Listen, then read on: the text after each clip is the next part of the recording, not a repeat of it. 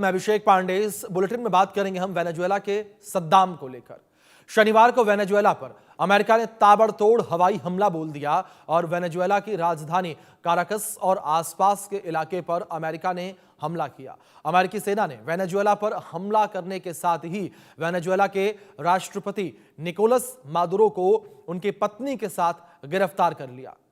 Trump का यह भी दावा है कि निकोलस को पत्नी समेत देश से बाहर ले जाया गया।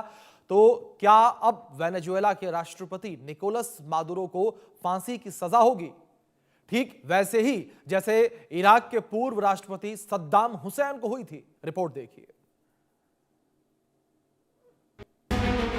इन दो तस्वीरों को देखिए। एक है वेनेजुएला के राष्ट्रपति निकोलस मादुरो, दूसरे इराक के पूर्व राष्ट्रपति सद्दाम हुसैन।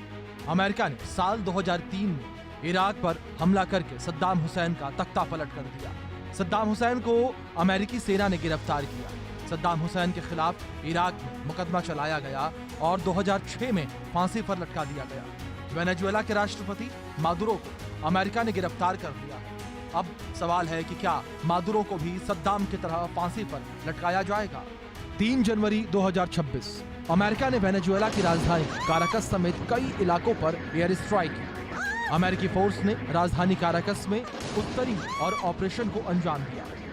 अमेरिकी सेना ने राष्ट्रपति निकोलस मादुरो और उनकी पत्नी को गिरफ्तार कर वेनेजुएला से बाहर ले गए। ट्रंप ने दावा किया कि उनके सैनिक मादुरो के परिवारों को बंधक बनाकर देश के बाहर ले गए।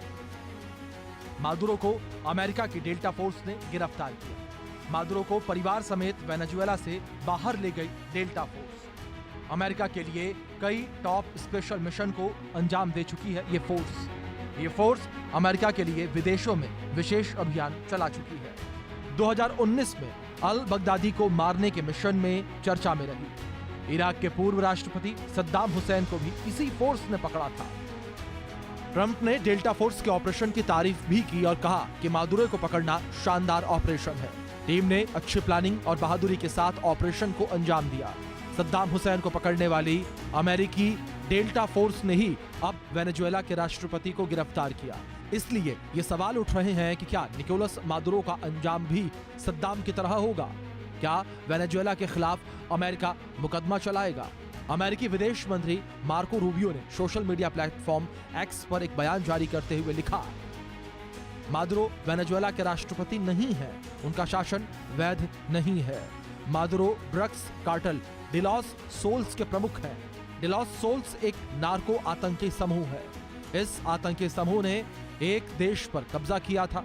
मादुरो पर अमेरिका में ड्रग्स सप्लाई को लेकर मुकदमा चलाया जाएगा। राष्ट्रपति जेडी वेंस का ये बड़ा बयान निकलकर सामने आया।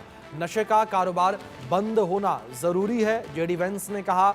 मादुरो ने हमले के लिए मजबूर किया है, जेडी वेंस के द्वारा ये बड़ा बयान सामने आया है। ये बड़ी खबर है। वेनेजुएला पर अमेरिकी उपराष्ट्रपति जेडी वेंस का बयान सामने आया है। अमेरिका वेनेजुएला के उपराष्ट्रपति निकोलस मादुरो पर पहले से आरोप लगाता रहा है। हालांकि वेनेजुएला की सरकार अमेरिका के आरोपों से इनकार करती रही है। और आपको बता दें कि अमेरिका निकोलस मादुरो पर क्या क्या आरोप लगाता रहा है, वो आपको बताते हैं कि किस तरीके से ये आरोप अमेरिका के द्वारा लगाए गए हैं और अब इसका परिणाम हमले से देखने को मिला। नार्को, आतंकवाद, ड्रग तस्करी के आरोप अमेरिका के द्वारा लगाए गए। कोकीन तस्करी के लिए सशस्त्र समूहों के संरक्षण की बात कही गई। मानवाधिकार उल्लंघन, लोकतांत्रिक संस्थाओं को कुचलने के भी आरोप हैं। और अमेरिकी न्याय विभाग ने 2020 में मादुरो पर औपचारिक महाभियोग लगाया। मादुरो की गिरफ्तारी के लिए इनाम भी घोषित किया गया था और ट्रंप ने $50 मिलियन का इनाम जो है वो मादुरो के ऊपर घोषित किया था। ये वो आरोप है जो मादुरो के ऊपर लगे हैं। इन आरोपों को लेकर अमेरिका जो है हमेशा से वेनेजुएला के ऊपर हमलावर रहा है, वेनेजुएला के राष्ट्रपति के ऊपर वो हमलावर रहा है। इस बीच रिटायर्ड कर्नल अनुराग शुक्ला जी हमारे साथ जुड़े हैं डिफेंस एक्सपर्ट के तौर पर। अनुराग जी, बहुत स्वागत है आपका इंडिया न्यूज पर सबसे पहले। और अनुराग जी, सबसे पहले मैं आपसे समझना यही चाहूंगा कि अमेरिका के द्वारा वेनेजुएला के ऊपर जो ये हमला किया गया है, इस हमले को आप किस तरीके से देखते हैं? क्या आप पहली नजर में इसे वर्ल्ड वॉर 3 की शुरुआत माना जाए या इसे दबाव की एक राजनीति माना जाए? नहीं, इसके देखो दो पहलू हैं। एक जी। पहलू तो पॉलिटिकल है और एक पहलू है मिलिट्री। अगर हम मिलिट्री एंगल से देखें तो सिर्फ हम आज रात की यानी रात को 2 बजे इनके आस अटैक हुआ था, और 2 बजे के बाद जो एक सीक्वेंस हुआ, इन्होंने 30 मिनट का एक ऑपरेशन चलाया जिसके अंदर वहां के राष्ट्रपति को उन्होंने कैप्चर कर लिया और उसको वहां से निकाल के लेके चले गए अपने देश में। दूसरा है कि डाइवर्सरी टैक्टिक्स का क्या है, 7 जगह पे इन्होंने अटैक किया था जिसके अंदर मिलिट्री बेस थे, एयर बेस था, सी पोर्ट था, और उनका जनरल इंफ्रास्ट्रक्चर तबाह किया था जिसमें कम्युनिकेशन टावर्स थे और इनकी एयर डिफेंस सिस्टम के कुछ रडार्स थे। लेकिन वो एक एक बहुत पहले से प्लानिंग चल रही थी, ऑलमोस्ट 1 महीने पहले ही ट्रंप जी ने ऑलरेडी एक इशारा कर दिया था ऐसा होने जा रहा है। उन्होंने पहले ही बता दिया था कि आप छुप सकते हो, देश छोड़ के चले जाओ, लेकिन उन्होंने एक बार उनको ऑलरेडी वार्न करा हुआ था। लेकिन इसके पीछे जो पॉलिटिकल मंशा है ये समझनी पड़ेगी। पॉलिटिकल मंशा ये है कि यहाँ पे वर्ल्ड का सबसे ज्यादा ऑयल रिजर्व है। ऑयल रिजर्व अगर आप देखें तो वर्ल्ड के जैसे सऊदी अरेबिया है, इन सबसे भी ज्यादा है, सबसे ज्यादा। और वो कंट्रोल कौन करना चाहता है? अमेरिका करना चाहता है, क्योंकि अमेरिका की जो इकोनॉमी है वो है डॉलर, और डॉलर क्या बोलते हैं, पेट्रो डॉलर। जितनी भी इकोनॉमी है वो पेट्रो डॉलर से चलती है, और वो जहां भी ऑयल ऑयल होता है उसको कंट्रोल करना चाहता है।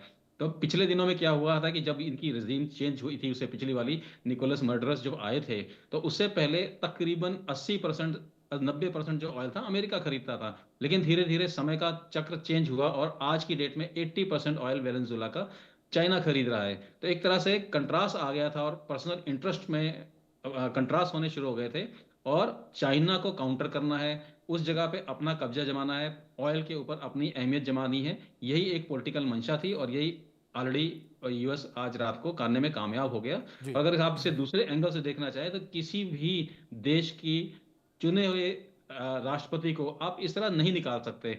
ये तो एक डायरेक्ट अटैक हो गया। जब आप रशिया को कहते हैं कि रशिया ने यूक्रेन के ऊपर अटैक कर दिया, या आप कहते हैं चाइना हो सकता है ताइवान पे अटैक कर दे, एग्जैक्टली वही चीज तो आज अमेरिका है।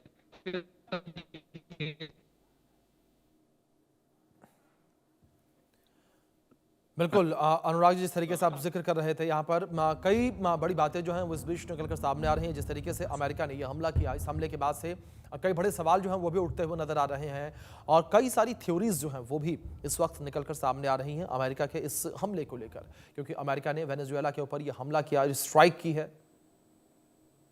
और अनुराग जी लगातार हमारे साथ बने हुए। अनुराग जी प्लीज अपना जवाब कंप्लीट करें, बीच में कुछ ऑडियो डिस्टर्बेंस थी। हाँ, बीच में फोन आ गया था, तो मैं जी। यही बताना चाहता था कि ये सारा का सारा पॉलिटिकली मोटिवेटेड है और एक सत्ता का स्ट्रगल चल रहा है, और ये जी। रजीम चेंज कराना चाहते थे जो कामयाब हुए हैं। और आज की डेट में अगर ये इस तरह का बहाना बताते हैं कि नार्को ट्रेडिंग हो रही है और इसके अंदर हमारी क्या कहते हैं इन्फिल्ट्रेशन हो रही है, माइग्रेशन हो रही है, तो वो सब पूरी हर देशों से हो रहे हैं। अगर आप नार्को की बात करें तो नार्को जो बगल में मैक्सिको बैठा हुआ है, कंबोडिया बैठा हुआ है, यहाँ से सबसे ज्यादा नार्को जाता है। तो आपने सिर्फ और सिर्फ वेनेजुएला को ही क्यों टारगेट किया? तो वेनेजुएला का टारगेट का एम सिर्फ ये है कि पॉलिटिकली इसको अपने कंट्रोल में करना। अभी इसमें प्रो सरकार बनाई जाएगी, प्रो यूएसए सरकार बनाई जाएगी, और जो ऑयल चाइना को बेचा जा रहा है धीरे धीरे उसको कट किया जाएगा, कर्व किया जाएगा, और इस तरह से प्राइसेस ऑफ क्या नाम है आपके ऑयल के प्राइसेस को फिर से बढ़ाया जाएगा, जो कि जी अमेरिका के इंटरेस्ट में पूरी तरह से जाता है। जी जी बिल्कुल अनुराग जी, जिस तरीके से आपने यहाँ पर तमाम बातों का जिक्र किया, इस चर्चा को मैं आपके साथ आगे बढ़ाऊंगा, मैं कुछ और पहलुओं पर बातचीत करूंगा आपसे, लेकिन इस बीच अपने दर्शकों तक मैं कुछ इन्फॉर्मेशन पहुंचा दूं। हमारी टीम ने ग्राफिक्स के माध्यम से इन्फॉर्मेशन तैयार की है, और ये इन्फॉर्मेशन क्या कुछ कहती है हमले को लेकर, वेनेजुएला पर अमेरिका ने हमला क्यों किया, वो आपको बताते हैं ग्राफिक्स के माध्यम से। जहां अमेरिका का वेनेजुएला के ऊपर लंबे समय से आरोप रहा है, बड़े पैमाने पर अमेरिका में ड्रग्स की तस्करी का आरोप अमेरिका वेनेजुएला पर लगाता रहा है। ट्रंप ने वेनेजुएला के राष्ट्रपति मादुरो पर भी सीधे आरोप लगाए हैं। पिछले कुछ दिनों से ट्रंप का निकोलस मादुरो पर भारी दबाव जो है वो रहा है, आप समझिए। और सितंबर में अमेरिकी सेना ने कई बार दावा किया है, वेनेजुएला के ड्रग बोर्ड्स को निशाना बनाने की बातें अमेरिका के द्वारा समय समय पर कही गई हैं, और इन हमलों में करीब 105 लोगों की मौत की बात जो है वो भी कही जा रही है। मादुरो ने अमेरिका के लगाए सभी आरोपों को झूठा और निराधार बताया। मानवाधिकार संगठनों ने अमेरिका पर बड़े आरोप लगाए हैं, आप समझिए, और बिना पुख्ता सबूतों के निर्दोष लोगों को निशाना बनाने के आरोप लगे हैं। 29 दिसंबर को अमेरिकी राष्ट्रपति ने बड़ा दावा किया था, और वेनेजुएला के एक डोंकिंग एरिया पर स्ट्राइक का दावा किया गया था ट्रंप के द्वारा। तो कुछ इस तरीके से यहाँ पर ये दावे जो हैं वो किए गए थे। और लगातार खास मेहमान अनुराग जी हमारे साथ बने हुए हैं, अनुराग शुक्ला जो कि डिफेंस एक्सपर्ट हैं, रिटायर्ड कर्नल हमारे साथ। अनुराग जी, जिस तरीके से ये हमला किया गया है, इस हमले को लेकर कई सारी थ्योरियां निकलकर सामने आ रही हैं और एक थ्योरी ये भी निकलकर सामने आई है कि अमेरिका ने एक छोटे देश को निशाना बनाया है जिसकी सेना भी बड़ी छोटी सी है, जो अमेरिका से कहीं तक मुकाबला नहीं कर सकती और इसका उद्देश्य ये था कि रूस और चीन को संदेश जा सके। बिल्कुल, अगर आप देखें तो रशिया, ईरान और चाइना यही इनके सपोर्ट में आए हैं और अभी ओपनली बेलारूस ने सपोर्ट किया है। जी लेकिन एम ये था कि एम, जैसे मैंने पहले बताया कि ये एम सारा का सारा ऑयल से रिलेटेड है। जी इसमें अटैक करने का कोई लॉजिक नहीं फिट बैठा कि आप जिस तरह का आप स्टेटमेंट दे रहे हैं कि नारकोटिक्स की ट्रेडिंग हो रही है। नारकोटिक्स ट्रेडिंग मैंने पहले बताया कंबोडिया में इससे ज्यादा हो रही है, मेक्सिको में इससे ज्यादा हो रही है, लेकिन इसके बावजूद आप सिर्फ और सिर्फ वेनेजुएला को टारगेट कर रहे हैं। तो ये एक सोची समझी साजिश है और जिसके अंदर वर्ल्ड में कहीं तरह से जस्टिफाई नहीं किया जा सकता कि आप किसी दूसरे देश के अंदर घुस जाएं, वहां के चुने हुए सरकार को आप हटा दें। और आप जब खड़े होकर जब जेलेंस्की की तारीफ करते हैं और जब आप यूक्रेन की बात करते हैं कि यूक्रेन के ऊपर रशिया ने हमला कर दिया, तो वही स्टैंड तो आज भी आप भी तो लेके वहीं खड़े बैठे हैं। जी बिल्कुल, जाहिर तौर पर अनुराग जी जिस तरीके से आपने जिक्र किया, आप बने रहे मेरे साथ और जिस तरीके से अगर यहाँ पर इस हमले को लेकर बात करें तो क्या वेनेजुएला पर अमेरिका का हमला केवल वेनेजुएला पर ड्रग तस्करी के आरोपों से ही जुड़ा है या फिर बात कुछ और ही है? दोनों देशों के बीच तनाव क्यों है, कब से है, वो आपको बताते हैं। इस तनाव के पीछे की वजह, वेनेजुएला के बीच तनाव क्यों है, दोनों देशों के बीच विवाद की बड़ी वजह तेल है। कई दशकों से चला आ रहा दोनों देशों में विवाद 1976 में वेनेजुएला ने अपने पूरे तेल उद्योग का राष्ट्रीयकरण किया। विदेशी तेल कंपनियों के सभी ऑपरेशन वेनेजुएला के अधिकार में आ गए और वेनेजुएला की सरकारी कंपनी पेट्रोलियोस डी वेनेजुएला के अधीन आ गए। अमेरिकी कंपनियों एक्सॉन, गल्फ ऑयल और मोबिल पर वेनेजुएला का अधिकार हो गया। अमेरिकी कंपनियों के लिए वेनेजुएला में तेल निकालना मुश्किल हो गया। वेनेजुएला ने अंतर्राष्ट्रीय नियमों के तहत राष्ट्रीयकरण का दावा किया। वेनेजुएला के फैसले से कई विदेशी कंपनियां खुश नहीं थीं क्योंकि जाहिर तौर पर इन कंपनियों को नुकसान हो रहा था और पैसे का नुकसान, आर्थिक नुकसान किसी को भी पसंद नहीं है और यही फसाद की असली जड़ मानी गई। अनुराग जी लगातार हमारे साथ बने हुए हैं। अनुराग जी, जिस तरीके से आप भी जिक्र कर रहे थे तेल फसाद की असली जड़, और दूसरी ओर जिस तरीके से ड्रग तस्करी के आरोप भी वेनेजुएला के ऊपर समय समय पर लगते रहे हैं, क्या अनुराग जी आपको ऐसा लगता है कि ड्रग्स बहाना है, उसके बहाने से तेल हथियाना है अमेरिका को? बिल्कुल, जैसा आपने अभी स्टेट किया वही स्टेटमेंट मैं रिपीट करता हूं। ये सारा का सारा खेल ऑयल का है। ऑयल कंपनी जो अमेरिका की बड़ी बड़ी कंपनी थी, ये किसी जमाने में इसको पूरा कंट्रोल करती थी, लेकिन जैसे ही 1976 के आसपास इसको राष्ट्रीयकरण किया गया, इसका नेशनलाइजेशन किया गया, इनके हाथ से पूरी की पूरी स्कीम निकल गई हाथ से और ये सारी की सारी जो नेचुरल रिसोर्सेज थी ये सरकार ने अपने हाथ में ले ली और उसको कंट्रोल करने लगे। तभी से इनके बीच में संबंध खराब चल रहे थे और वो कई सालों से वो अपनी प्रो अमेरिकन सरकार लाने की कोशिश करते रहे थे। इनफैक्ट 2024 की बात है, पिछले साल की, जब ये इलेक्शन हुआ था जिसमें कि निकोलस जी जीते थे, इसको भी अमेरिकन सरकार ने मान्यता नहीं दी थी। तो टसल तब से चली आ रही है। पहले ही हम लोगों को पता है कि ये टारगेट किया जा रहा है, सिर्फ और सिर्फ निकोलस मोडोस को टारगेट किया जा रहा है। और कल जो रात को 2 बजे एक ऑपरेशन चलाया गया, बहुत छोटा सा ऑपरेशन था। अभी तकरीबन 3-3.5 घंटे बाद ट्रंप एक लाइव प्रेस कॉन्फ्रेंस करने वाले हैं, उसके अंदर काफी सारी चीजें बताई जाएंगी, लेकिन वो एक फरास है, एक कवर अप है, वी ऑल अंडरस्टैंड। और एक छोटे से देश की जिसकी मिलिट्री थोड़ी सी स्ट्रांग नहीं है, जो अपना डिफेंस में रहती है, उसको ऊपर जाके इन्होंने डाइवर्जरी अटैक किया है चारों तरफ से और उसी के बीच में राष्ट्रपति को जाके घेर लिया। ऐसा सुना जा रहा है, अभी डिटेल तो धीरे धीरे बाद में ही आएंगी, कि 9 अपाची हेलीकॉप्टर ने पार्टिसिपेट किया है, जिन्होंने लैंड किया था उनके घर के पास, और छोटे से ऑपरेशन के अंदर उनको निकाल के उनकी वाइफ के साथ उसको लेके अपना अमेरिका की तरफ निकल गए हैं। तो ये एक इंडिपेंडेंट देश की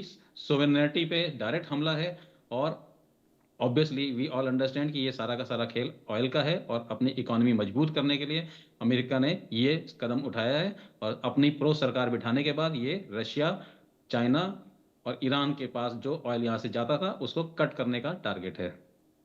जी अनुराग जी, दूसरी ओर जिस तरीके से तमाम बातों का यहाँ जिक्र किया जा रहा है, ऐसे में क्या ये भी कहा जा सकता है कि जो ये हमला किया गया अमेरिका के द्वारा और जिस तरीके से वेनेजुएला ने भी अपनी आर्मी को अलर्ट मोड पर कर दिया है और वेनेजुएला के राष्ट्रपति मादुरो ने भी ये कहा था कि हम इसका जवाब देंगे, हम बदला लेंगे। तो क्या अनुराग जी, जो वेनेजुएला की सेना है वो अमेरिका के ऊपर हमला कर सकती है? क्या इतनी बड़ी हिमाकत जो है वो वेनेजुएला की सेना करेगी? नहीं नहीं, वेनेजुएला की सेना केवल डिफेंड कर सकती है, लेकिन जी सेना के लिए लड़ने के लिए एक टारगेट होना चाहिए। आज की डेट में टारगेट है ही नहीं। जब उसका पॉलिटिकल हेड वहां से हटा गया, चला जी गया है, कैप्चर होके निकाल दिया गया है, तो एक तरह से उनकी बहुत बड़ी हार हो चुकी है ऑलरेडी। जब अटैक हुआ था तो अटैक में इन्होंने क्या किया कि सबसे पहले एयर डिफेंस सर्विस सिस्टम जो होते हैं इन्होंने डिस्ट्रॉय कर दिए। तो जो पहले अटैक में ही इन्होंने अमेरिकन ने समझा दिया कि आपकी आर्मी की जो क्षमता है वो हमारे से लड़ने की कहीं काबिल ही नहीं है, कहीं स्टैंड ही नहीं करती। और अमेरिका ग्राउंड वॉर में कोई इंटरेस्ट नहीं जी रखता है। अगर आप पिछले कई वॉर में देखें, अमेरिका ग्राउंड पे नहीं जाते, उनके ट्रूप्स ग्राउंड पे नहीं लड़ते हैं, 1 to 1 नहीं जी लड़ते हैं। वो दूर से मिसाइल फेंकते हैं, ऊपर से बम आते हैं, लेकिन वो खुद डायरेक्टली 1 to 1 फाइटिंग नहीं करते। और जी वेनेजुएला की आर्मी स्ट्रेंथ में भी बहुत कम है, 1.5 लाख के आसपास है एक्टिव आर्मी, और उनके रिजर्व्स हैं। तो वो आज की डेट में वहां से अपने देश से निकल के किसी दूसरे देश में जाके लड़ाई करने की क्षमता तो बिल्कुल ही नहीं रखते। जहां तक डिफेंस का सवाल है, अपने देश में अपना डिफेंस करने के लिए, तो यहाँ पे मुझे ऐसा लगता है कि आने वाले समय में कोई मेजर ऑपरेशन नहीं होने वाला है, कोई एक्सटर्नल फोर्सेस नहीं आने वाले हैं ग्राउंड में। जो ऑपरेशन होना था लगभग लगभग हो चुका है। कुछ बम ब्लास्ट आजकल अभी आया है, थोड़ी देर पहले कि एक बम ब्लास्ट बहुत बड़ा हुआ है, लेकिन वो छोटा मोटा है, और मुझे लगता है अगले 2 या 3 घंटे के अंदर सब क्लोज हो जाएगा। जी अनुराग जी, मैं आपसे रिक्वेस्ट करूंगा कि प्लीज आप मेरे साथ बने रहें। इस बीच एक बड़ी खबर निकलकर सामने आ रही है, उसका रुख कर लेते हैं। वेनेजुएला हमले पर बड़ी खबर निकलकर सामने आई है। वेनेजुएला के समर्थन में रूस आया है। रूसी विदेश मंत्री ने वेनेजुएला के उपराष्ट्रपति से बात की है। लावरोव ने रॉड्रिगेज से फोन पर बात की है। वेनेजुएला पर हमले को लेकर चिंता जताई है। ये बड़ी खबर जो फिलहाल निकलकर सामने आ रही है। रूस जो है वो वेनेजुएला के समर्थन में आया है। बड़ी खबर जो इस बीच निकलकर सामने आ रही है। और रूसी विदेश मंत्री ने वेनेजुएला के उपराष्ट्रपति से फोन पर बात की है। अनुराग जी लगातार बने हुए हैं हमारे साथ, रुख करेंगे उनका। अनुराग जी, जिस तरीके से रूस ने यहां पर वेनेजुएला का समर्थन किया है, इस समर्थन को आप किस तरीके से देख रहे हैं? क्या ये अमेरिका को एक संदेश देने की कोशिश रूस की तरफ से कि आप कितने भी दबाव बनाने की कोशिश करो, लेकिन हम उस दबाव में नहीं आएंगे? बिल्कुल। अगर आपसे सिर्फ 3 दिन पहले की बात करें, सिर्फ 3 दिन जी पहले रशिया ने ये वार्निंग जारी करी थी अमेरिका को। उन्होंने बोला था कि किसी तरह का वेनेजुएला पे हमला नहीं करेंगे, आप किसी भी तरह से पॉलिटिकली डिस्टर्ब नहीं करेंगे देश को। लेकिन इस वार्निंग के बावजूद अमेरिका ने जो करना था वो कर दिया है। अब इसके बाद डिप्लोमेसी रह जाती है। मेन टारगेट चाइना है, चाइना की तरफ 80% ऑयल जा रहा था, उसी को रोकना मेन टारगेट है।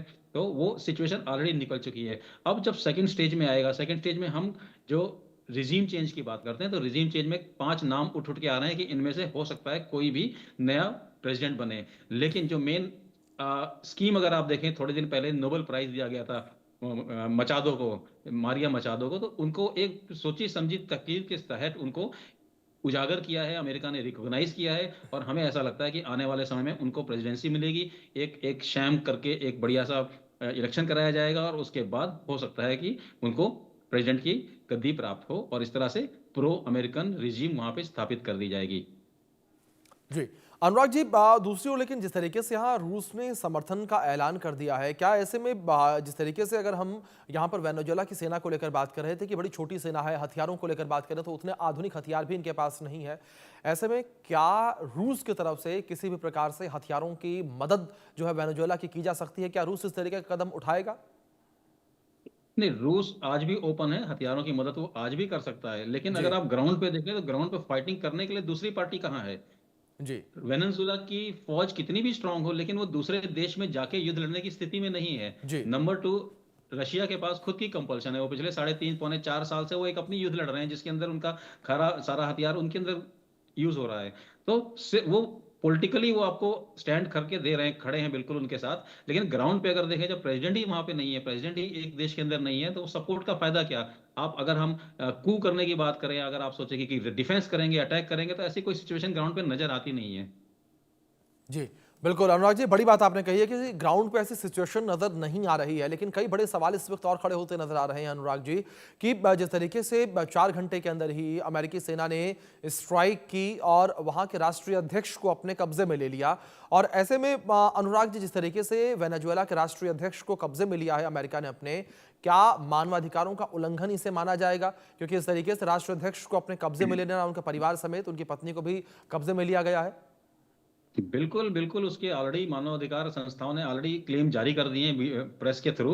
एंड जी एक बात समझिए कि अगर आपका दुश्मनी रिजीम से है, अगर आप तख्ता पलट करना चाहते हैं, तो आप मुझे बताइए उसमें उनकी वाइफ का क्या रोल है? जी अगर आप प्रेसिडेंट को उठाने ले जा रहे हैं, तो उनकी वाइफ को क्यों लेके जा रहे हैं? तो जी खुलेआम उल्लंघन है पूरा का पूरा कि आप एक सिविलियन को जो कि किसी तरह से इस किसी भी सिचुएशन में पॉलिटिकली या मिलिट्री शामिल नहीं है, आप उसको भी टारगेट कर रहे हैं। तो जी। डेफिनेटली ये एक उल्लंघन मानवाधिकार का भी है और एक किसी देश की सोवेरेनिटी का भी उल्लंघन है, जो कि नहीं करना चाहिए। अनुराग जी, मतलब ये माना जाए अमेरिका जिस लोकतंत्र की बात करता है और लोकतंत्र की बात करते करते अमेरिका ने लोकतंत्र की ही हत्या कर दी। बिल्कुल। पिछले सिर्फ 1 साल पहले की बात है, सॉरी 1.5 साल पहले, 2024 में तो इलेक्शन हुए हैं, जिसको वो जी लोग रिकॉग्नाइज ही नहीं करने चाह रहे हैं। इलेक्शन होने के बाद ही तो ये निकोलस मुडोस जो है प्रेसिडेंट बने थे। जी बिल्कुल बिल्कुल सर, बिल्कुल ठीक कहा आपने जाहिर तौर पर जिस तरीके से। लेकिन इस बीच कई और बड़ी बातें जो है निकल कर सामने आ रही हैं कि क्या ताकत जो है वही अब एकमात्र बातचीत का रास्ता जो है वो रह गया है, क्योंकि अमेरिका या ट्रंप को लेकर बात करें जो लंबे समय से केवल इस बात की दुहाई दे रहे थे कि मैंने कई युद्ध रुकवाए हैं, 7 से 8 युद्ध रुकवाने का श्रेय वो अपने आप को लगातार दे रहे थे और अपने आप को वो नोबेल पीस प्राइज का सबसे बड़ा दावेदार भी बता रहे थे, और अब खुद ट्रंप के द्वारा इस तरीके से हमला करवा देना। बिल्कुल, अगर आप देखें कि वर्ल्ड में जैसे यूएन बोलते हैं, यूनाइटेड नेशन जो रिकॉग्नाइज जी बॉडी है, उसकी अहमियत आज क्या रहेगी? अभी कुछ समय पहले की बात है, कुछ महीनों की पहले बात है, आईसीआईसी कोर्ट ने एक अरेस्ट वारंट जारी किया था पुतिन के खिलाफ, बिकॉज जी उन्होंने कहा, डिक्लेयर किया कि पुतिन ने एक नए देश पे, पड़ोसी देश पे अटैक कर दिया और जी उन्होंने बहुत सारी जानें ली। तो अगर क्या उसी सिचुएशन को, उसी मानदंड को आज आप लागू करेंगे कि आज अमेरिका ने जाके एक दूसरे नए देश में तकरीबन 105 लोगों की मृत्यु का समाचार अभी आया है, तो जी क्या आईसीसी प्रेसिडेंट डोनाल्ड ट्रंप के खिलाफ जारी करेगा वारंट? ऐसा तो नहीं होगा। बिल्कुल तो वर्ल्ड सिचुएशन में जिसकी लाठी उसकी भैंस टाइप एक सिस्टम चल रहा है। कोई रूल्स तो है नहीं, इंटरनेशनल रूल को कोई मान नहीं रहा, मानव अधिकार का कोई लेना देना नहीं है। तो इसमें कोई सिचुएशन सब पॉलिटिकली मोटिवेटेड है और जिसका जहां पे मन चल बिल्कुल रहा है वो कर रहे हैं। और सिचुएशन बिल्कुल इस जाहिर समय तौर ये है पर कि कोई अनुराग जी, जिस तरीके से आपने जिक्र किया कि जिसका जो मन में आ होंगे मादुरो को बिना शर्त रिहा करे अमेरिका, ये किम जोंग ने कहा। बड़ी चेतावनी अमेरिका को किम जोंग ने दी है, ये बड़ी खबर निकलकर सामने आ रही है। वेनेजुएला के राष्ट्रपति निकोलस मादुरो को जिस तरीके से गिरफ्तार किया गया, उस गिरफ्तारी का विरोध यहाँ पर सीधे तौर पर किम जोंग ने किया है। अनुराग जी, बहुत शुक्रिया आपका जुड़ने के लिए, कीमती वक्त इंडिया न्यूज के साथ साझा करने के लिए। और फिलहाल वक्त छोटे से ब्रेक का है, आप बने रहें इंडिया न्यूज के साथ।